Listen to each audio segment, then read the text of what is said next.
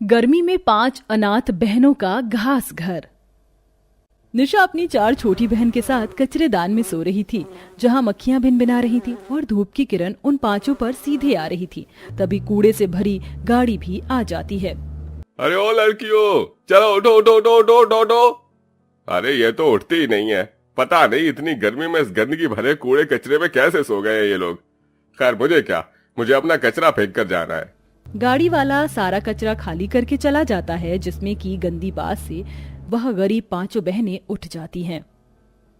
दीदी कितनी गंदी बात आ रही है।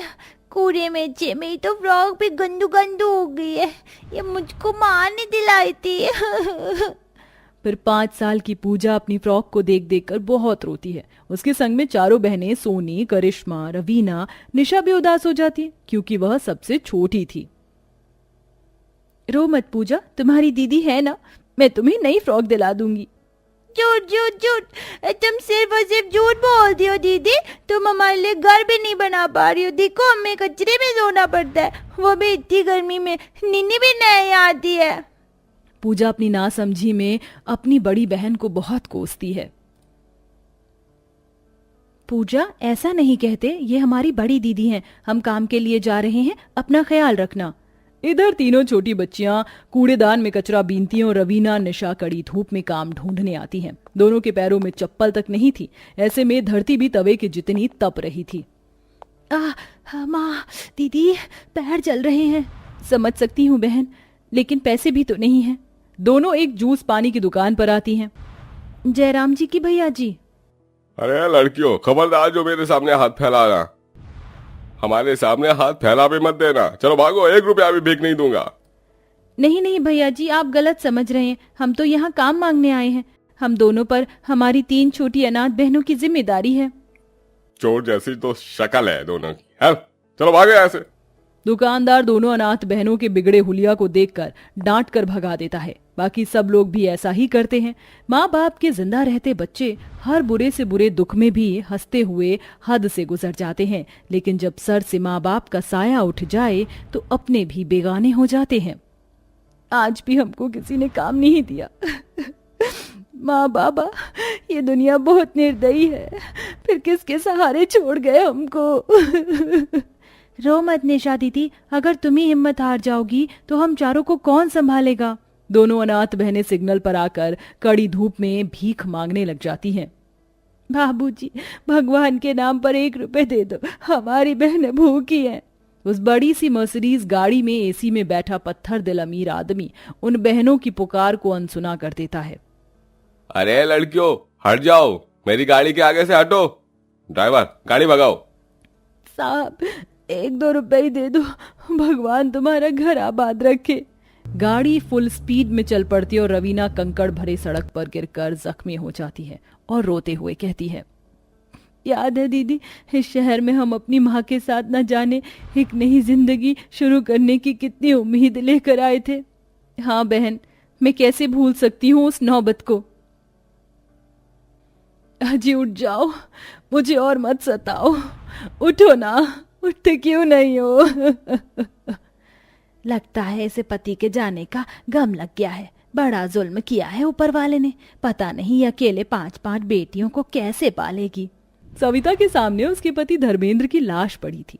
वह बस सुध-बुध होकर रोती जा रही थी। उसके संग में उसकी 5 बच्चियां भी बाबा बाबा कहकर रो बलक रही थीं। तभी सविता अपनी कलाई की चूड़ियां पटक कर तोड़ लेती है और अंतिम संस्कार कर देती है। अब मेरी बच्चियों की जिम्मेदारी मुझ पर है। ना तो मैं पढ़ी लिखी हूँ, ना मुझ में कोई हुनर है। मैं कैसे पालूंगी? भगवान कोई तो रास्ता दिखा। तभी सविता का ध्यान अपने आंगन में उगे हरी घास पर जाता है। मुझे हाथ पंखा, चटाई, झाड़ू बनाना तो आता ही है। क्यों ना इस घास से मैं ये सब बनाकर बेचूं। सविता के संग में उसकी 5 बेटी भी झाड़ू पंखे बनाती हैं, लेकिन सबके घर में कूलर पंखा लग जाने से कोई भी घास के सामान पर एक नजर भी नहीं मारता। वो सब चिलचिलाती गर्मी में बाजार में बैठी बैठी रहती हैं।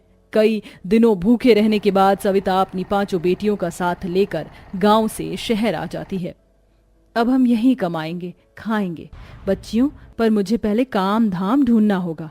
निशा, अपनी 4 बहनों का ध्यान रखना।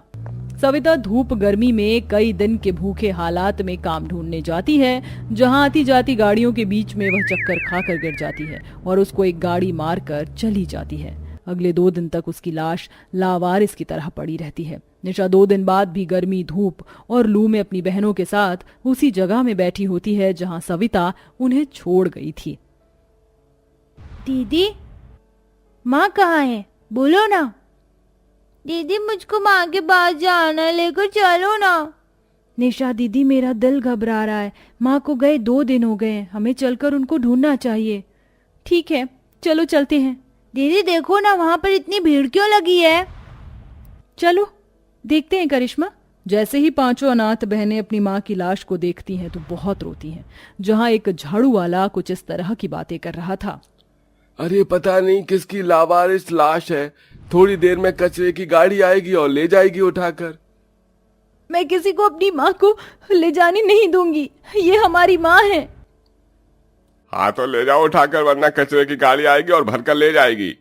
चारों अनाथ बहनें उस दम निकालने वाली धूप में उसकी अर्थी कंधे पर उठाती हैं और पूजा मट के लिए आगे आगे धूप में चलकर शमशान घाट लाकर अंतिम संस्कार कर देती हैं।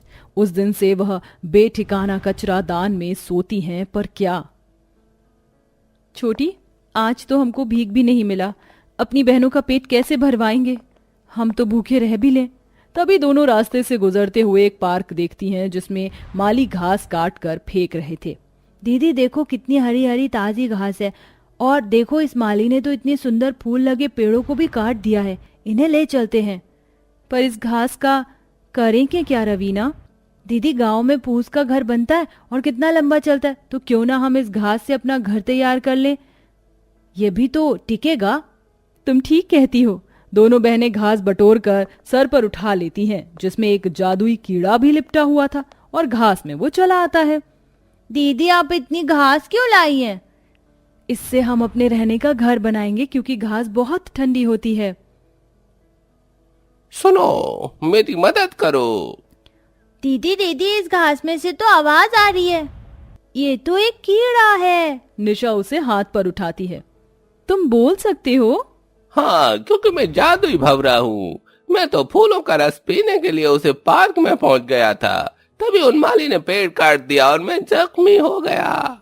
रुको, मैं तुम्हें ठीक करती हूँ। निशा उसे एक पत्ते पर रख देती है और चारों रस भरे फूल लाकर देती है। तुम सबका धन्यवाद। मैं मीठा रस पीकर मेरी शक्ति पूरी तरह लौट आई है। कहो, क्या मदद कर सकता हूँ मैं तुम्हारी? हमारे पास रहने को घर नहीं, क्या तुम बना सकते हो? क्यों नहीं, क्यों नहीं। तू फूल में भंवरा, एक घास दिखा दे कमाल, जिससे बन जाए ये नाथ बैरों का सुंदर सा बसेरा। कीड़ा ये मंत्र गुनगुनाते हुए उस पूरी घास को जादुई बना देता है और पलक झपकते 5 अनाथ बहनें खुद को विशाल जादुई घास के घर में पाती हैं। अरे वाह, ये घास का घर कितना बड़ा और सुंदर है ना सोनी दीदी? हाँ पूजा, और इस घर में तो कितनी ठंडक भी है, गर्मी भी नहीं लग रही। देखो, इसकी तो दीवार भी हरी और दरवाजे भी।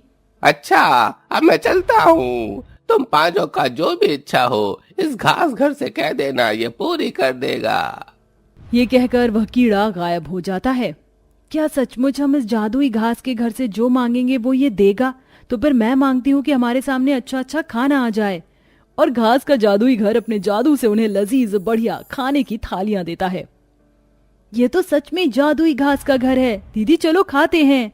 कई दिन तक भूखे प्यासे गर्मी में भटकने के बाद वह उस दिन पेट भर कर खाती हैं। अब तो मेरा मन ठंडी ठंडी आइसक्रीम खाने का कर रहा है। प्यारे घास के घर, क्या तुम हमको आइसक्रीम खिलाओगे? और चमचमाते हुए आइसक्रीम भी आ जाती है। ये तो कमाल हो गया।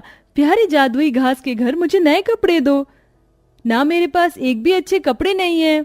और सोनी की इच्छा पर जादुई घास का रंग बिरंगे सूती के सुंदर सुंदर कपड़ों की बरसात कर देता है। बारी बारी से अपने अपने मनपसंद की खाने पीने की चीज वो मांगती हैं और फर्नीचर भी, जिससे उनका घर और भी ज्यादा सुंदर हो जाता है। और अब 5 बहनें खुशी खुशी जिंदगी गुजारने लगती हैं।